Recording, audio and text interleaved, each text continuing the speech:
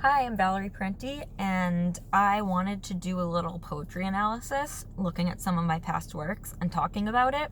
So I'm going to do a little, I guess this is like a little virtual poetry slam, read a piece or two, and then talk about where I was at when I wrote it and what the inspiration was behind it and the meaning.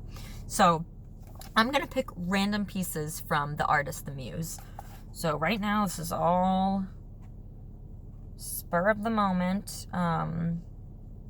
Let's see, do we want something that's like long or... Ooh, let's do this one. This is like it's not long, but it's not short. This is called the Gargoyle Mindset. There is a painting of a gargoyle. I am fascinated by gargoyles because, and you will see through the poem why, because I guess the whole lore behind them is that they are supposed to look scary and they perch on buildings like castles and stuff to keep demons out of the building. So at night they ward off all the dark energy, basically. That's what I read. So I called that painting a gargoyle named Anxiety. And the name of the poem is The Gargoyle Mindset. So I'm going to read it now. Behold the gargoyle mindset. This is an anxiety complex, the result of an artistic process by a paranoid architect, a sculpture so grotesque, created to act as a fortress, a creature against all the darkness, featured along a flying buttress. The gargoyle awaits upon his tier, but its purpose has begun to veer, going from complacent to cavalier, a defense mechanism with a spear. In the gargoyle mindset, anxiety is placed with fret. On the outside it sits, for all to witness. Once designed to protect, became its own threat. A public display of stress, notorious in all its ugliness. Sometimes our minds equate safety with fear, and we get caught up in this superstitious idea that to scare off the scary coming near, we have to create a scarier peer. Oh my god, I love that. I forgot about it. I'm so narcissistic. But yeah, so that was written on May 22nd of 2016. And it is using gargoyles as a metaphor for anxiety. If I remember correctly. I have bad memory. But, so I do know when I wrote this was a period of time where I would have a motif. I would come up with like a motif that I really liked. So in this case, it was a gargoyle. I would research it. And then I would try to see how it metaphorically related to something that was going on in my brain, which was almost always disorder. So it was just anxiety in general. And let's dissect. The gargoyle mindset, it's an anxiety complex, a result of an artistic process. Gargoyles are beautiful sculptures. They are the result of an artistic process by a paranoid architect. That is... Sorry if I'm reading it like I don't remember. I really don't. It's 2020. It's going to be 2021 soon. Like I don't remember the nitty gritty of this. Once I publish, I put it out of my brain. So yeah, by a paranoid architect. Again, true with the whole lore of you're warding off evil spirits by making this gargoyle. So the architect who created it and whoever designed this building was indeed paranoid because they were afraid. They had this anxiety, this dark cloud of anxiety is what was looming, and what they ended up doing was creating something scarier. So this outside world is scary, so we're going to create something even scarier, this grotesque, creepy, demon looking thing to ward you off. And that's really what it comes down to towards the end. I'm not going to jump straight to the end, but let's see what else is before, because I do want to talk about the end. In the gargoyle mindset, or how about going from complacent to cavalier, defense mechanism with a spear. In the gargoyle mindset, anxiety is placed with fret. On the outside it sits for all to witness. Once designed to protect, became its own threat. Yeah, so this is basically your own defense mechanisms turning against you. Someone is looking at me because they see me talking to myself. We're going to pretend... Sorry, I said this last time. We're going to pretend I'm on a video call.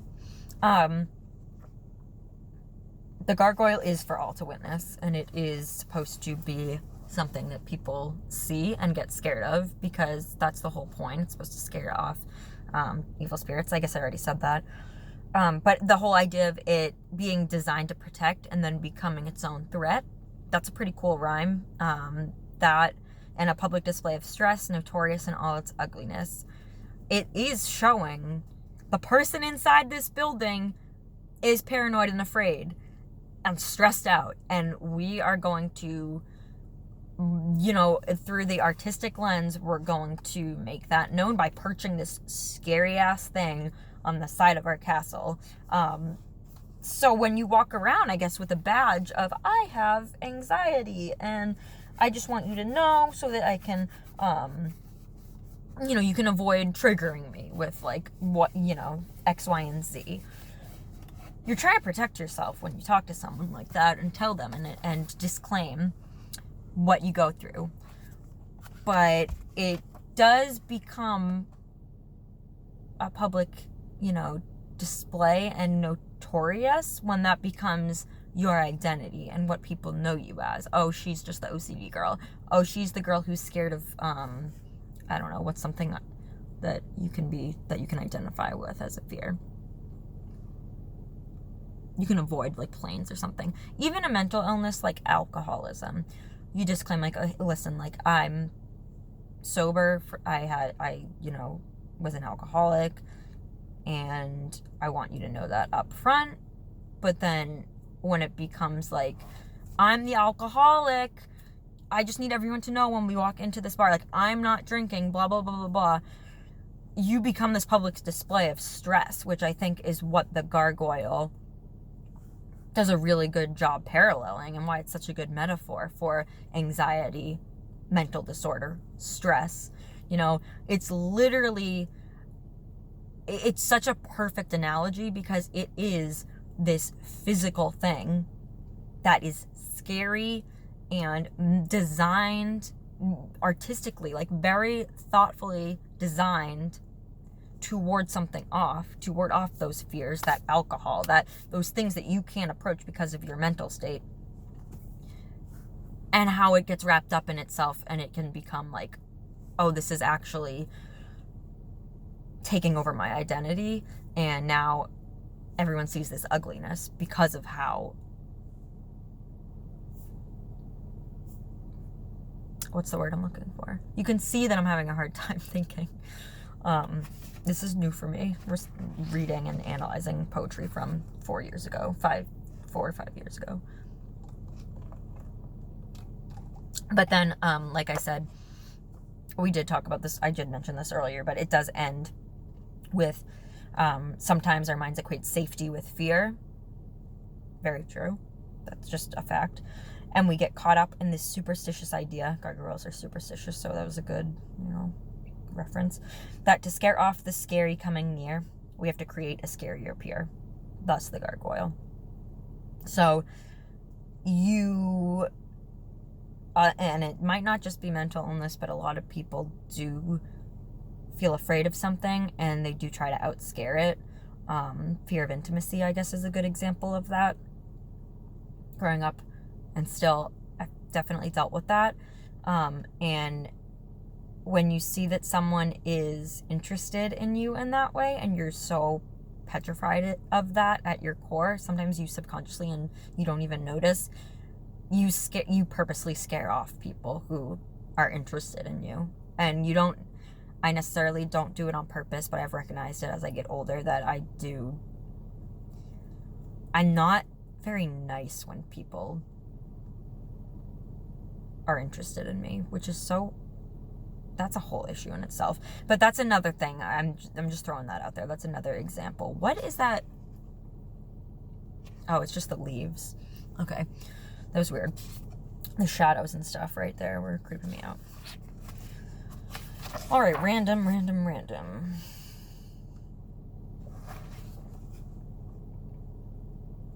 Egomaniac. Okay. That's the artwork that goes with it. It's called Selfish. And that's the poem, Egomaniac. So I remember exactly what this was written about. Egomaniac.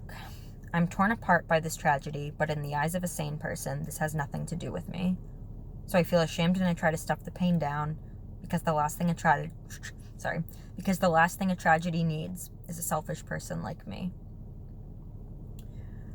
So, this was written about someone that I knew who lost someone in their family. A family member passed away, and I remember being really, really torn up about it because I was really close. I was really close to this person, and I remember being really upset about it and just torn up, and wanting to help but not knowing how to help, but not knowing, like, it's kind of that whole struggle with how do I say that I care without sounding like I'm trying to make it about myself, because this person didn't like to talk about this type of stuff. So when this happened, it was hard to like be there and not sound like you're just trying to stir something up, and satisfy your own like inner needs. So, I'm torn apart by this tragedy, but in the eyes of a sane person, someone who's not super narcissistic and constantly thinking about themselves, this has nothing to do with me.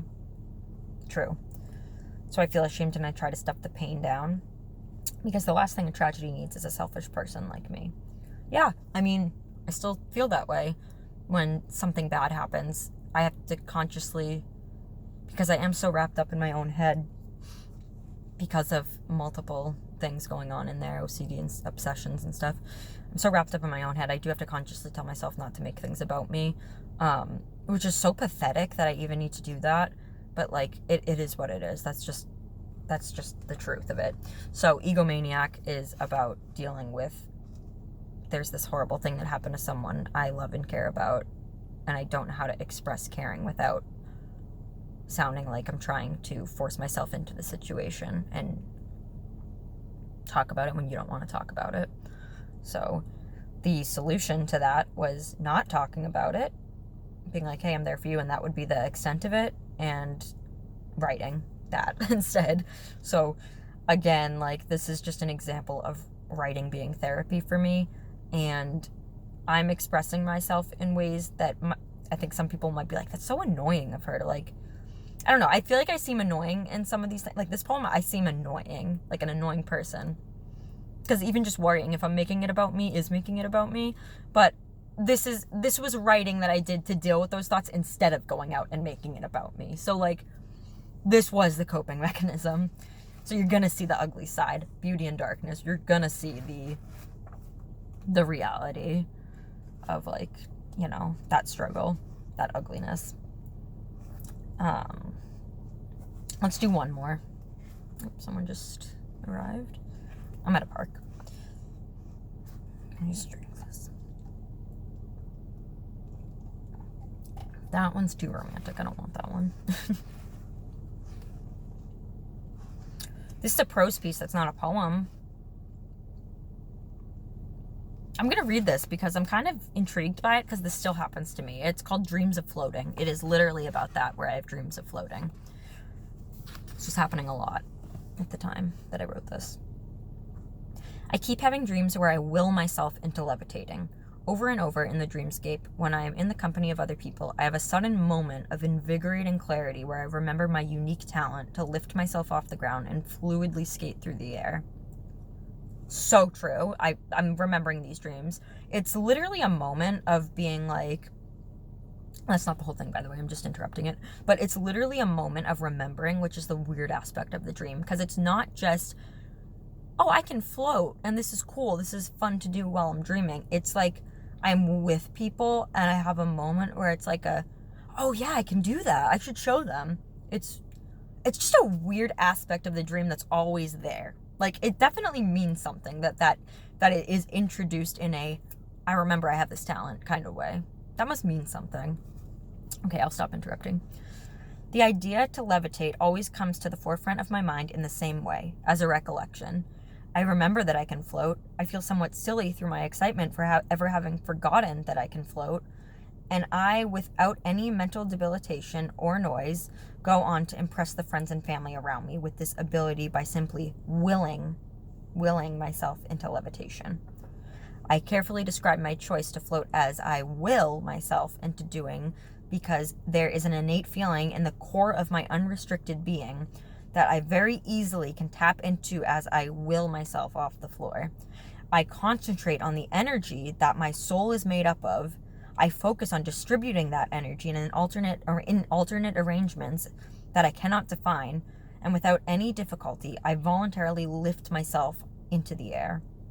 Once floating, I glide swiftly along the outdoor breeze or the stagnant atmosphere of a building, playing with my angles, fluctuating my speeds, all at the command of my willful clairvoyance. Clairvoyance. I have a hard time saying that. Yes, that's true. I'm remembering this. That's exactly what it is. It's exactly how it happens. What mystifies me more than anything about these recurrent dreaming experiences is how they make me feel.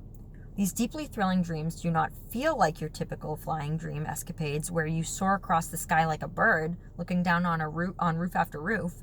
In all honesty, I cringe at the idea that anybody might equate the levitation I have been describing as the commonplace flying dream. In fact, never once have I, without external influence from Western culture, thought of my internal experience as flying. Because a lot of people talk about flying dreams in our culture, and I don't, that's not what this is. It really doesn't feel like flying. Floating is the right way to explain it. I know the term flying seems like it would be synonymous with floating, especially in an REM sleep world that lacks the boundaries of waking reality. But there is a clear difference. I wish I had the linguistic capability to sufficiently communicate this difference, but I have yet to hone such a capability. The only reason I painstakingly mention the term flying in this passage is because every time I attempt to research or explain my floating dreams, this misunderstanding arises. Yes, I can't find this on the internet. People having dreams of floating and different, like it's not flying. I can't find that. Haven't looked that hard though. The key goal in writing this passage is to adequately summarize the physical and emotional feelings that, to me, are so blatantly beyond anything one typically feels through the hallucination reminiscent flavors of a dream. Yes, it feels so real when I have these dreams. Like, it feels, and I'm probably going to say this soon, but it feels like I am in my rawest, most realist form. It feels like I am more real than I am now in my wakeful state. It's so weird. It's beautiful, but it's like, I'm so curious what it means. If it means anything. I refuse to believe it doesn't, though. I intuitively know that the emotional and spiritual level of wholeness and excitement which washes over me when I float in a dream has fundamental implications about my intrinsic being. There is an instinctual and ineffable quality to these semi-lucid dreams that I frequently find difficulty explaining to myself in my awake state. During the dreams, I am overcome by a beautiful, whole, unequivocal conviction that this is right. This is truly me. I am exuberant from both the thought of showing the company in my slumber scene how I can float, as I am by actually carrying out the floating action. A major component of the resulting excitement when I levitate stems from being seen by my peers, knowing that people are seeing my gift and the true nature of me. In retrospect, this comes as a little surprise to me, since I am well aware that my waking personality is overly hung up on attention and the fleeting satisfaction of being seen. Did I say it comes as a little surprise to me? I think I read that wrong. In retrospect, this comes as little surprise to me, since I am well aware that in my waking state, I just looked away, that my waking personality is overly hung up on attention and the fleeting satisfaction of being seen. Regardless of personality, though, there's a spiritually essential satisfaction in showcasing how I can float through thin air. When I will myself... Did this thing move? Sorry, guys. I hope it didn't do that for too long. I'm glad I looked up. My bad. It's sitting on my steering wheel, bolstered up by my wallet.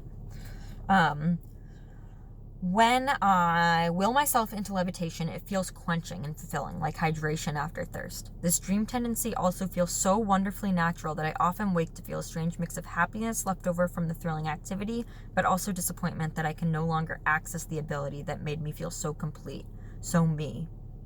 There is something that feels so inborn, so right, not just about the sensation of floating above ground, but the actual process of willing myself to do what feels so incredibly real and inherent in my physiology. I hope these dreams continue, or better, enhance to paradoxically new yet comforting familiar levels. Dozens and dozens of times this floating dream has occurred. With full certainty, these dreams illogically yet intuitively instill in me the unwavering belief that in my sleep state I have experienced a brief taste of the true essence comprising my soul. So, that experience when I dream like that, when I float, and this whole concept of willing myself, it's like I get in the dream, it's like there's a thought and I feel the thought like in my center, in my core, and I think it and I float with it. I'm able to will, that's why I keep saying will. It's just a will. I just am able to think myself into floating, and it's not even like like this verbal stream of thought, like I want to float. It really is a will. It's like a vibe of like just this desire to do it, and I'm able to do it in the dream. So that is, I think, what makes it so like memorable when I wake up, because that's such a cool feeling, because you really do, and like I said at the end of that, I feel my soul, I feel my consciousness, I feel what I am, aside from an ego and a personality and a human body. The essence that I am, I feel it, and I'm able to move with it. It's like this energy, and I'm able to understand what I am in those dreams, in those moments. And there is always this huge like satisfaction, because there's people who witness it, and there's this huge like, oh yes, I get to be me finally. I get to be the most me I've ever been when I do float in those dreams in front of people. And other people can't do it. Like, that's another thing. It's only me in the dreams that can do it. I wonder, because I'm so like narcissistic and I have a really hard time, like I get upset when I feel threatened and like someone is similar to me in any way. So I'm sure if I dreamt that I was floating and somebody else did it with me, I'm sure it wouldn't have the same good positive feelings. I bet I'd be like mad, because I'm insane in that way. But I mean, at least I can recognize it. So that's what the dreams of floating is, and that's just a prose piece that I put in here because I think it does go with the whole theme of this artist Muse thing. I'm gonna leave it at that. I hope I didn't sound too like jumbled, and I know I've said it before. It's another thing that OCD makes me do. I repeat myself, and people are like, we know you told us. But if I get a little jumbled when I'm talking, I do apologize. I honestly think I've given myself ADD with the medicine that I'm on. I just have a really hard time focusing, because what my medicine does is it, instead of like obsess as much as I was doing, instead of locking on a thought, it like makes my thoughts go fleeting. So when I'm in the middle of a sentence and I forget what I'm talking about, I apologize. It takes me a minute to get back, and like I have to consciously like try to think of what I was just saying. So I do apologize if that seemed a little all over the place in some moments, but I'm just trying this new thing of videotaping myself going through my poetry and analyzing some things. So thank you for watching, and if you want to buy the book, all the pieces are free on my website, valerieparente.wordpress.com. But if you want to support in any way or own the copies, you can buy the physical copy of this book on Amazon.com. The Artist, the Muse by Valerie Parente. Thank you. Bye.